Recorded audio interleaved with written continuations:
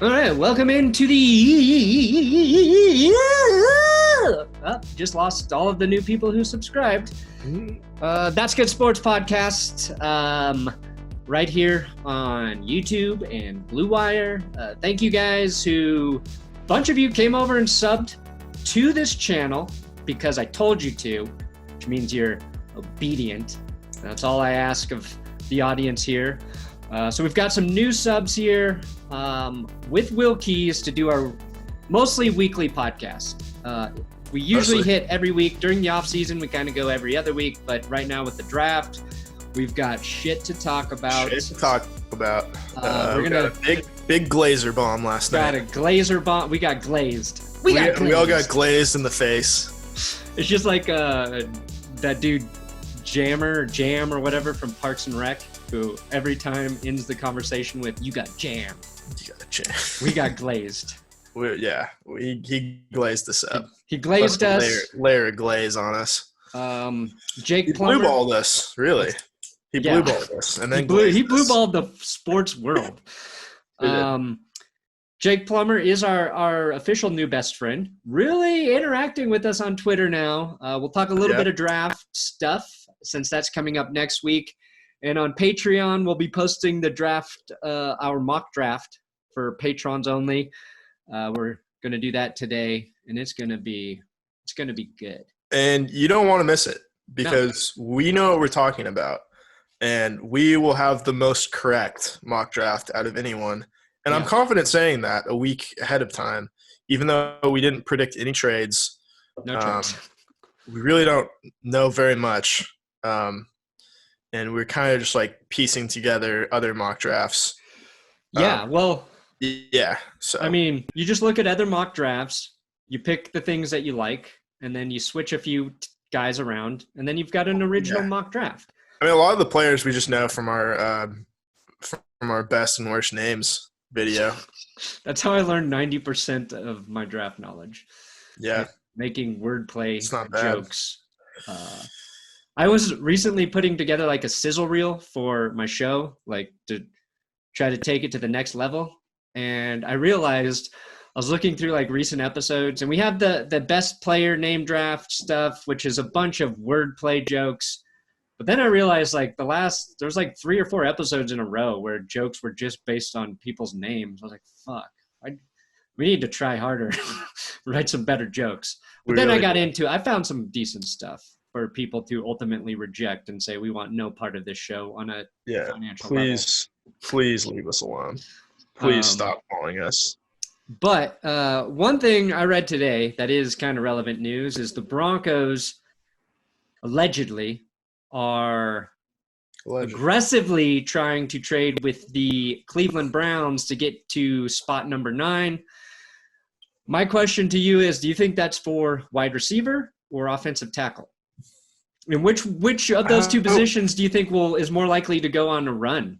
Because I feel like those are two spots that I've seen people like, there's going to be 6 tackles taken in the first round. There's going to be 20 receivers taken in the first 5 picks. And I don't know what's true. Well, here's my thing. If you don't have a preference between taking a wide receiver and an offensive tackle, you can sit at 15 and then just kind of go based off of like, all right, maybe there's going to be a run on like all the big 3 wide receivers, Jeudy, Lamb, Ruggs. Let's say they all go ahead of you. That means that at 15, there's a really good offensive tackle that's going to go and fall to you. Conversely, if all the tackles go, maybe, Jerry Jeudy or Ruggs or whoever, you might have your pick of wide receivers. But if, like, say, I think they have to have a player in mind, like a singular player. Yeah, there's got to be a guy they really are in love with. Like the kind of guy they want to take to bed and lay with him, To lay with him, to share a life with. Right. And just looking at our mock draft here, not to spoil things, but we have a couple of wide receivers going a few picks ahead of the Broncos. Yes. And I think it's important, too, if you want a player and, like, you really have your heart set on a player, do not let the fucking Las Vegas Raiders take him ahead of you. Yep. And if that means giving up draft capital to say fuck you, this is our player and get your dirty paws off of him, you got to do that. Well, I don't care what it costs. Denver they have the ability to move. They've got 3 third-rounders, pick 15 and 49 or 46 or some shit. But yeah. I tend to agree. I think you're going to get a good player at either the tackle or receiver position. The only way, like, all of the guys you really like go is if the teams we're expecting to take quarterbacks don't and are in on tackles.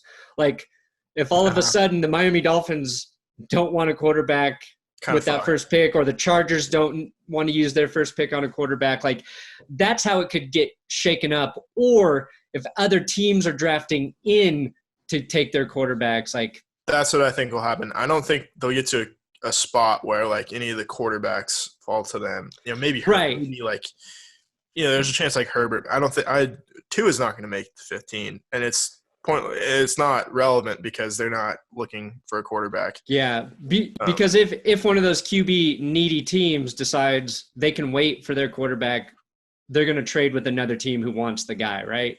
Right. I mean, there might be a team that trades up to 3 with the Lions, considering the Lions don't have a need for a quarterback. That doesn't mean it's like impossible for them to take a quarterback. No. Because I could see a scenario where that happens. The Lions are a good example because from what Matt Patricia's done, they don't have a need for good players. So no, they really don't want any sort of talent on that team. No. So I can see them doing anything. I was thinking about it, and I really would like to see them get rid of Matt Stafford and let him go somewhere else. Free Matt Stafford. That's the problem, though, is like there aren't a lot of teams that need a quarterback right now. Yeah, it's insane. It would make sense to trade for Matt Stafford because Stafford would be an upgrade for a lot of teams, but it would kind of make some of their offseason moves redundant. Like, let's say obviously, like, if you compare the Panthers situation, like, would you rather have Teddy Bridgewater or Matthew Stafford? Obviously you would take Stafford. Right. But at this point, if you've already committed to Bridgewater, you can't go get Stafford. No, I mean, yeah, Bridgewater's got a fat contract this year. So the Panthers got to take in a guy that's cheap that they can sit behind Bridgewater for a year or two. Stafford, and it's the two teams that make a lot of sense for any quarterback you want to talk about are the Chargers and the Patriots, right? So yes. Stafford in LA makes a ton of sense. Stafford with the Patriots makes a ton of sense. But it's like, I don't know if the Patriots or Chargers even think like they can't get a guy who can be as good as Stafford in the draft. And then you have Cam Newton still out there. You have Andy Dalton, who's a trade piece still. God forbid if somebody gets desperate enough, there's Jameis Winston. Like, I don't know, man. It's a bizarre position where there isn't a giant need for quarterback. It's a bizarre that there's more demand. There's more. God damn it! What am I trying to say? The supply is greater than the supply. Demand. Yeah, that's my supply is greater than demand. First time in NFL history for quarterbacks. First time, yeah, maybe ever. Yeah, isn't it? I mean, it's crazy. I mean, and there's still like a lot of that supply is like kind of mediocre, right? But the type that teams usually latch onto. Yeah. And if I had the choice between Matthew Stafford, Cam Newton, Andy Dalton, Jameis Winston, I am on Stafford above all of those guys. Yeah, and it's kind of a moot point for like a team like the Bears because they're in division, but yeah, you would take like to think that like you'd have Nick Foles or Mitch Trubisky when you could offload like I don't know how much would Stafford take, like a second rounder? Yeah, I don't know. He's got That's just a guess. He's got a lot of money you'd have to pay him. Yeah. So a team getting rid of that salary might be interested in moving him. The Lions. But right. Yeah. So, it's strange. So I think given like the lack of trade partners, the Lions probably will stay away from one of the quarterbacks, in which case I would advise them to trade down. Because I think someone will want to jump up to take Tua. Yeah, they could bank some picks and really add to their team. Because everyone has them projected to take Jeff Okudah out of Ohio State. But he doesn't strike me as like I don't really know that much about him, to be honest. But he doesn't strike me as someone that you like can't pass up on. Right. No, it's just like he's the best corner in this draft. Burrow and Chase Young seem like guys like you want to stay put for. Yeah, like it's like Cam Newton and Von Miller, that draft. Even though Marcel Darius was in that mix too in terms of But three guys, one of them's gonna let you down a little bit. Typically, yeah. And what's strange too is like everyone talks about like how like versatile and like what an elite prospect Isaiah Simmons is, and then they have him fall into like 6, 7, 8. It's like, well, there's this corner from Ohio State that I guess is going to go ahead of him. It's because he plays linebacker. It's like linebacker's the running back of the defense now. Well, he kind of plays corner too. Yeah, well, he can play all over. He plays. Yeah, he's played safety. He's played corner. He's played linebacker. I'm pretty sure he was a nose tackle in 8th grade. So, like, do it. Yeah, I mean, the question is like, you'd rather have someone that's really good at one position as opposed to just like pretty good at like a few positions. Kind of like. What if that's the guy the Broncos like? It's possible. Like, yeah.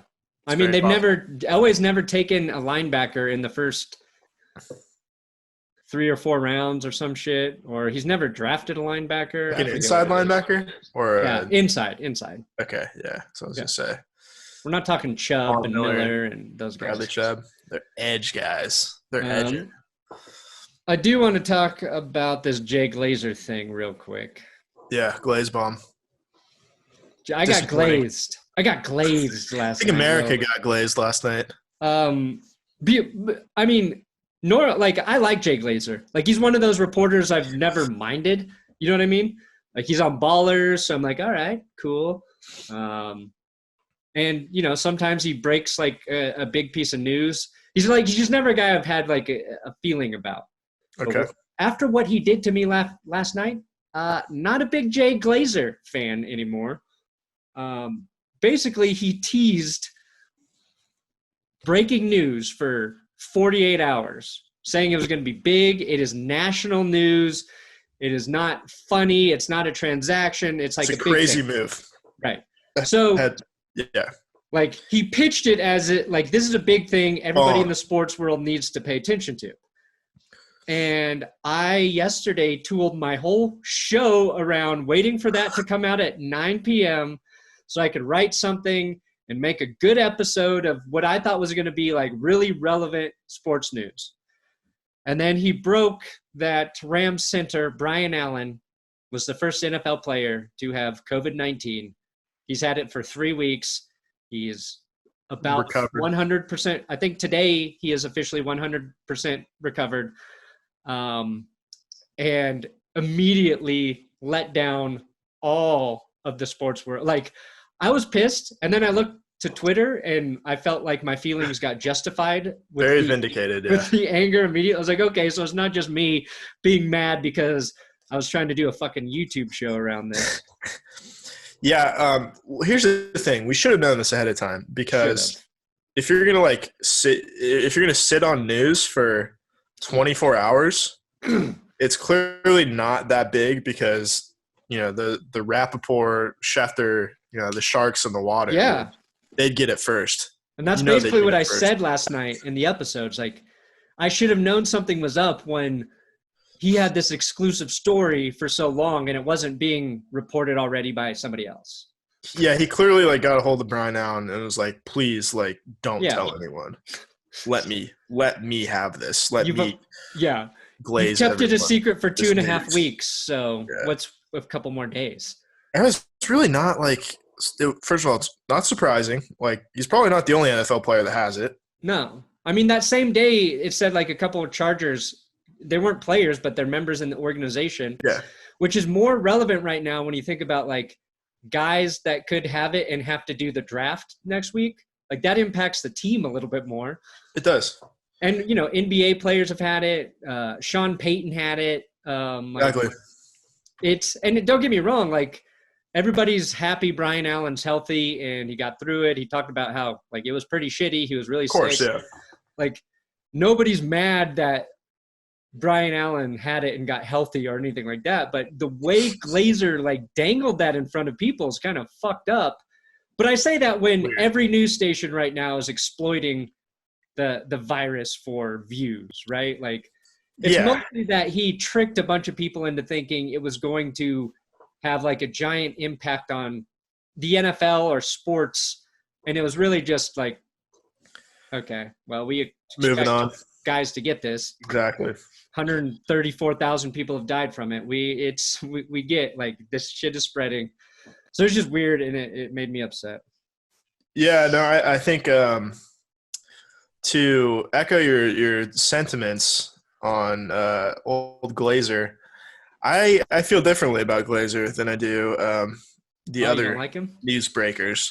Not that I don't like him. I just don't trust him because – Glazer's, he's got interests in like, he goes on Ballers. He's got his like mixed martial arts thing, whatever.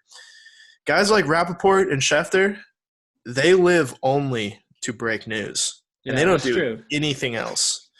They have their podcasts where they just talk about breaking news. They don't sleep. They keep their phone like with them at all times. They got 2 phones for breaking news even. And Glazer, he's too distracted with other stuff. Like, do you think Adam Schefter would ever worry about, like, going on a TV show? No.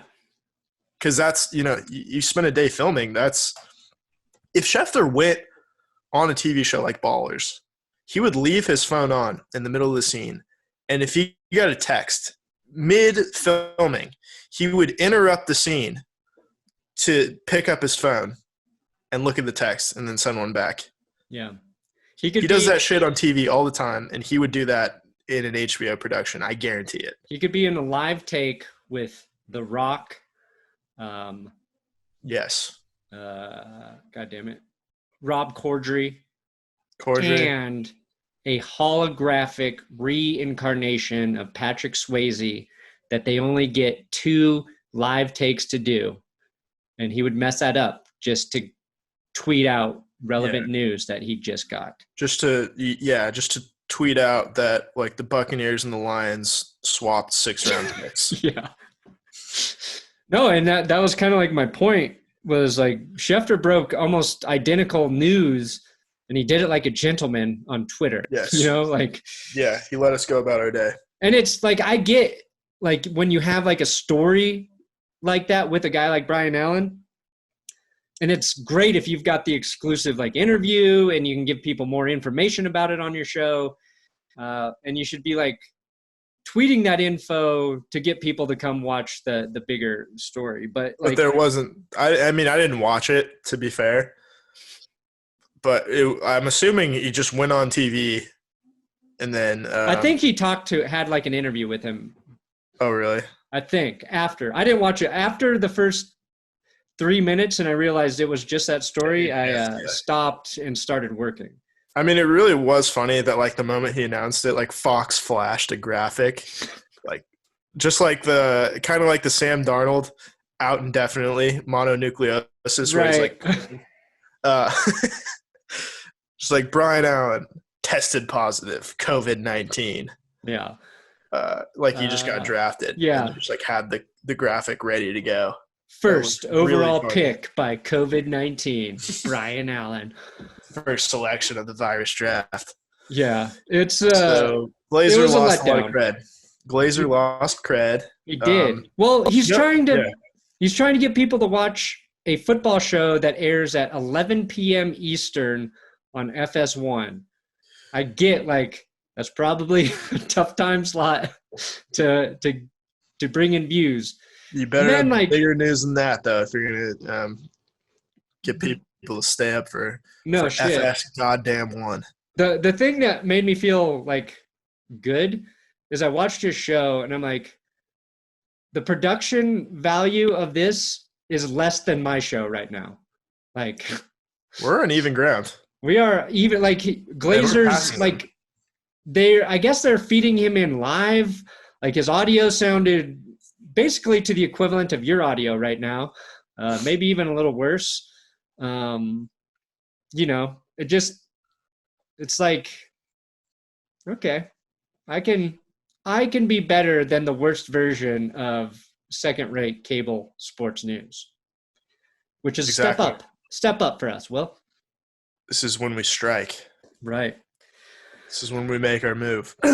Another thing that's gonna that gave us cred, just as the national guys are losing cred, the big TV guys. Right, we're gaining. We gain cred. Jake Plummer.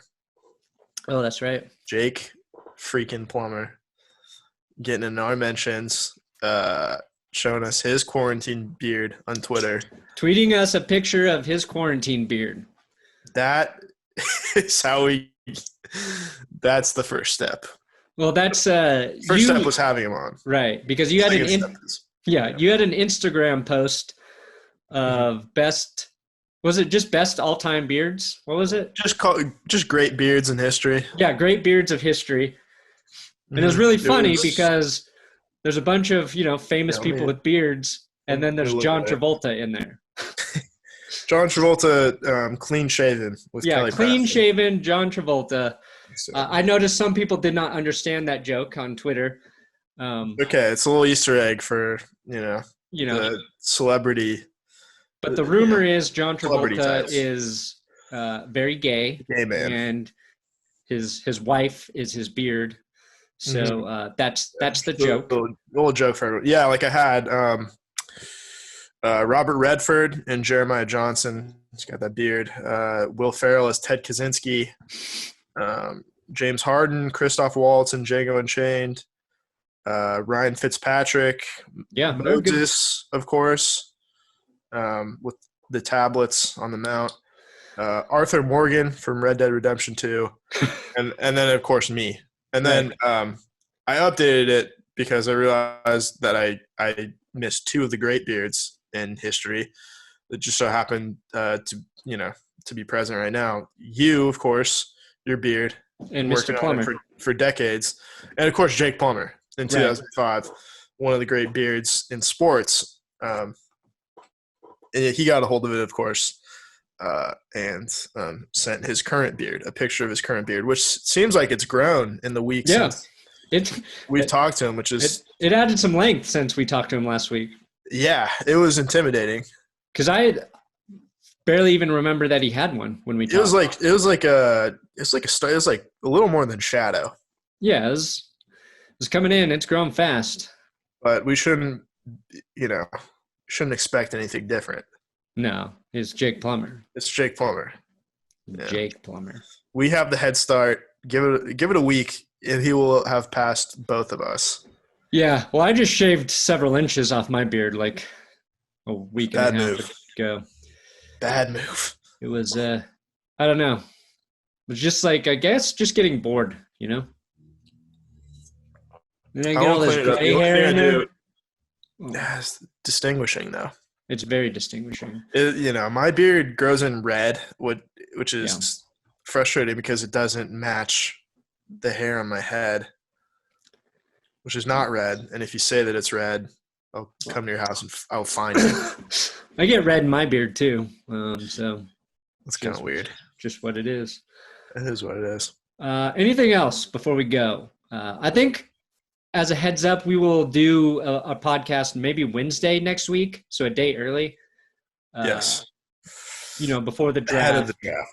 Anything, shit might happen before then. So we'll jump back on here on Wednesday instead of Thursday. Should we plug kind of our plans for the draft? Sure. So I guess we're going to hop on during the broadcast and kind of live stream it. We're going to do a live draft stream. Yes. So we're going to live stream what is effectively a live stream. Yep. So the draft will be happening. It'll probably look like this. So we figure we might as well jump in that ring. Why don't we just add a couple more tiles and talk about the picks as they come in. Looks like the Brady Bunch. Yeah. So that'll be on the main YouTube channel. That's Good Sports. We'll be live. So plan on jumping in on that. Yes. If you want to watch the draft and you don't trust people like NFL Network's Daniel Jeremiah, ESPN's Todd McShay, Mel Kiper, and you've placed your trust in us, a couple of real draftniks, then I would encourage you to, put that on your TV, hit the mute button, and then turn us all the way up. I think that's a smart move. We will try to be prepared and unprofessional, but prepared unprofessional. Prepared to be unprofessional. Yeah, it should be fun. Oh, yeah, totally. Oh, yeah. Also, I think yesterday that Jay Glazer stuff brought in a bunch of fake Odell Beckham trade rumors. And Odell to the Vikings, which I think today it's kind of being exposed as that is not going to happen. Yeah. I've seen a couple people say that is the Vikings or the Browns have said it's completely false. Again, it could be a smokescreen of a smokescreen. Even if I feel like if that trade was going to happen, it's going to happen on draft day. But I don't think the Browns are going to move him.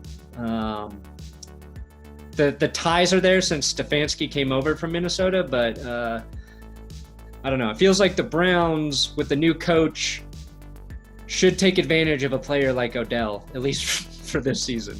Yeah, might as well give it a shot. I mean, they gave a first rounder for him. Yeah. So Kevin Zeitler. Yeah. Because they didn't need offensive line help. Right. That's what I mean. If the Browns don't go all in on offensive line, you got to respect them for just bit like when you're building a house, just like essentially what the Browns did with Odell Beckham, trading players like Jabril Peppers and Kevin Zeitler.